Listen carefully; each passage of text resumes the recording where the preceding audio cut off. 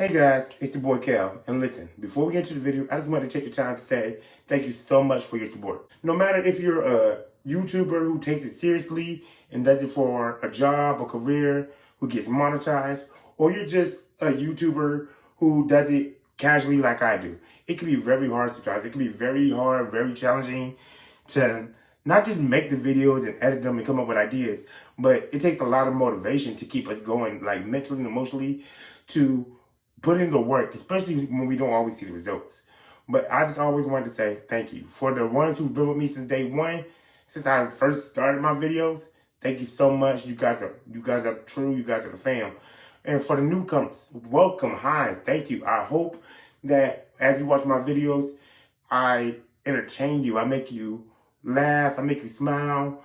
With some videos I do, I hope I make you think and make you, find something within yourself mentally or emotionally or spiritually that you wasn't aware of before that helps you better in the future or helps you expand your mindset. And hopefully within the videos you watch, hopefully you find something that entices you to join the channel, subscribe. So again, I just want to say thank you guys. Like I said, no matter how many views I get and no matter how many subscribers, I just want to say thank you. Thank you so much for, subscribing to me, because thank you so much for supporting me and enjoying my videos. Or even if you don't enjoy my videos and you just want to support me, thank you so much for the love, you guys. Like, for real, thank you. Please don't forget to like, comment, and subscribe. I know I don't say that much in my videos, and personally, when I watch videos, when I hear people say that all the time, I understand it can be annoying, it can seem forceful and intimidating. But please don't forget to like, comment, subscribe. The algorithm is really crazy. Unless you support the videos by liking them, there's no way our videos can get viewed. But even if you don't like a video, comment down below why. Put a thumbs down so I know what type of videos to give y'all, so I can know, okay, maybe this ain't the video for them. Or maybe, you can tell me something in the comments about how I can make my videos better, or what I said or what I did in the video that turned you off from the video.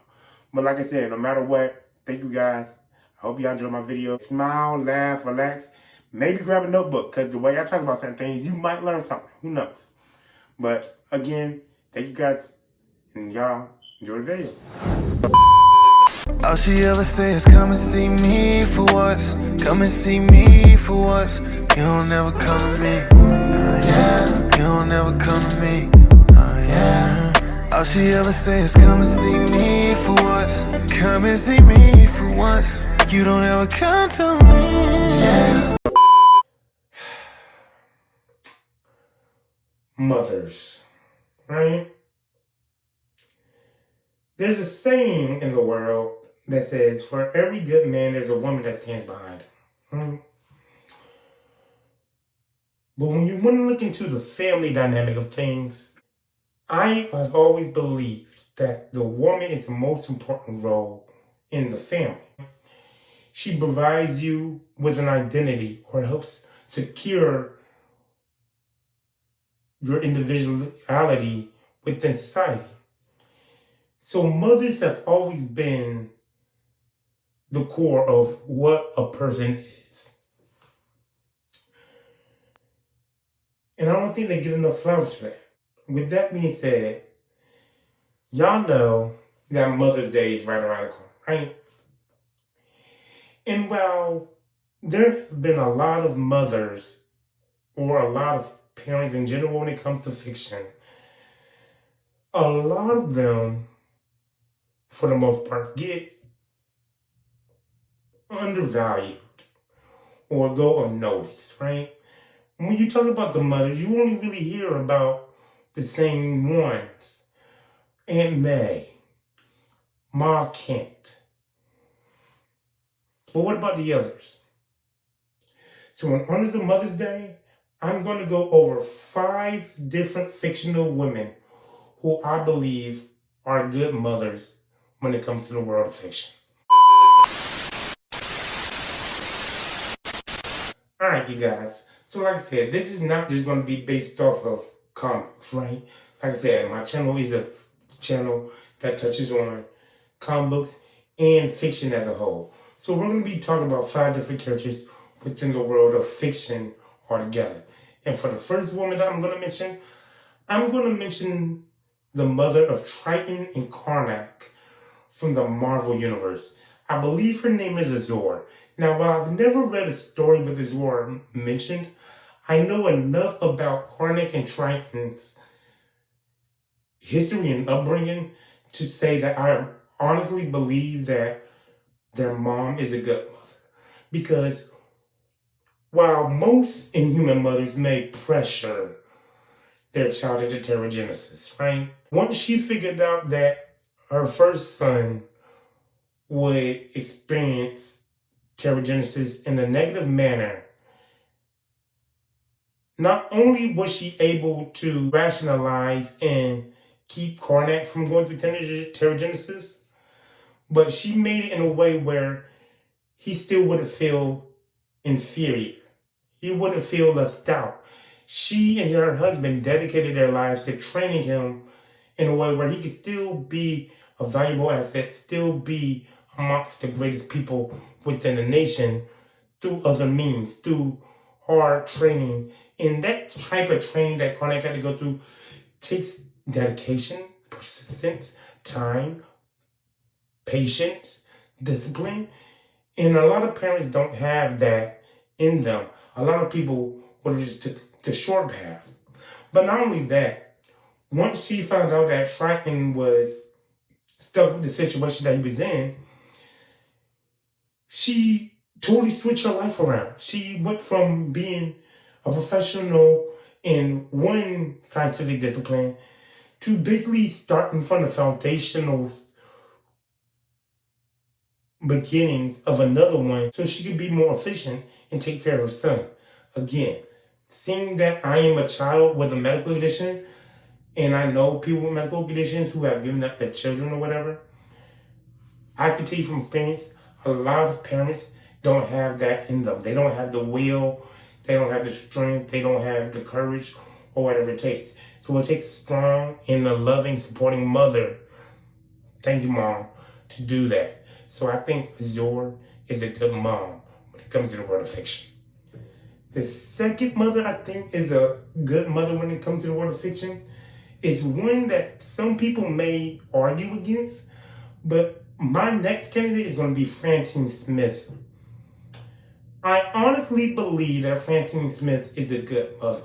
Sure, there are times where she has her shortcomings. She's not the smartest mom, right? And sometimes she's a little too close to her children. But what's better? Being a distant, emotionless, neglectful asshole or having your kids too close? I would say that having your kids not being close enough is worse off. Because at least you know that your mom is going to have your back. At least you know that she cares about you. She's going to be there to hold you down mentally, emotionally. She's definitely better than Louis from Family Guy. And she's definitely better than Rick and Morty's mom. She always defends her kids. She supports them. She's always there to give them advice. Always going to back them up. I think Francine Smith is a good mom. Alright, so my third candidate for good moms is a mother who we don't get a lot of, right? We don't see this character a lot. Actually, when it comes to the world of fiction, in this particular sphere, we don't see a lot of their mothers in general. And that's because, I don't know, for some reason, they always want to focus mostly on the dad and brothers. And I'm talking about the terms of the Power Rangers sphere. Because my next candidate is going to be Kimberly Hart's mom from Power Rangers Mighty Morphin. Like I said, we usually don't see the mothers when it comes to the world of Power Rangers. I mean, later on within the series, like within the latest seasons, we have seen a lot of moms pop up, but usually we don't see them. And if we do, we don't get a lot of them.